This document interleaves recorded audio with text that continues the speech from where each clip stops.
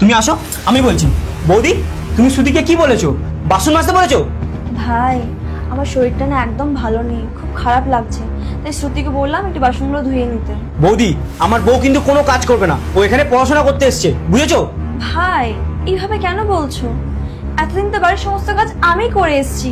তোমার বিয়ের আগে তোমার কত ফ্রেন্ডরা এসছে, আমি তো কোনদিন কিচ্ছু বলিনি, কিন্তু আজ আমার শরীরটা খারাপ করছে, আমি তাই বলছি। বৌদি, একটা কথা কান খুলে শুনে নাও, আজ থেকে আমার বউ বাড়ির কোনো কাজ করবে না, তুমি সব কাজ করবে, বুঝতে পেরেছো? এখন যাও, গিয়ে বাসনটা মেজে দাও।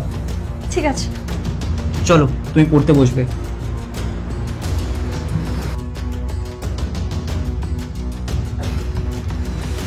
শ্রুতি, এটা দিয়ে কি বাজে গন্ধ ছাড়ছে। তুমি এই চাদরটা নিয়ে যাও, বৌদিকে বলো ধুয়ে দিতে।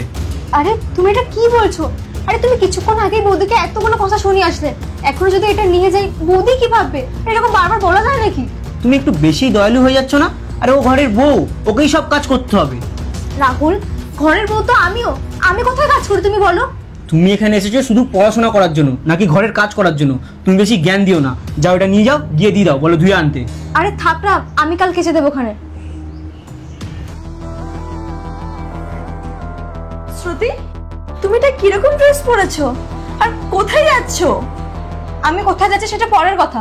তুমি কি বললে? কিরকম ড্রেস? কেন? ড্রেসটা কোথায় খারাপ আছে? খারাপ আছে মানে?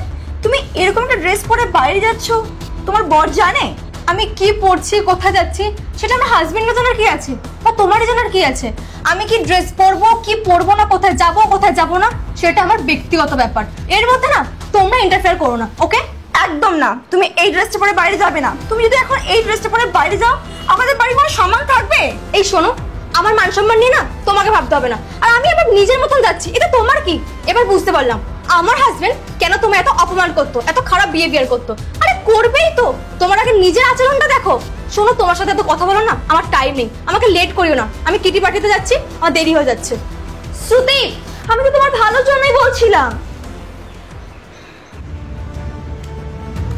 ভাই, তোমাকে একটা কথা বলবো। কি বলো? তোমার বউকে না এত ছাড় দিও না, পরবর্তীকালে ও তোমারই প্রবলেম হয়ে দাঁড়াবে। বৌদি, বেশি জ্ঞান দিও না, আমি ভালো মতোই বুঝতে পারছি তুমি আমাদের দুজনের মধ্যে ঝামেলা লাগানোর চেষ্টা করছো। কি সব বলছো?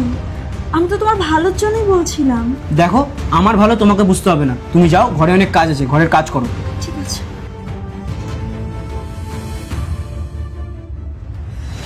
শ্রুতি, কটা বাজে? তুমি এখন বাড়ি ঢুকছো? এটা কি ড্রেস পরেছো তুমি? আর এটা তুমি কি ধরনের ড্রেস পরেছো? কেন, প্রবলেমটা কোথায়?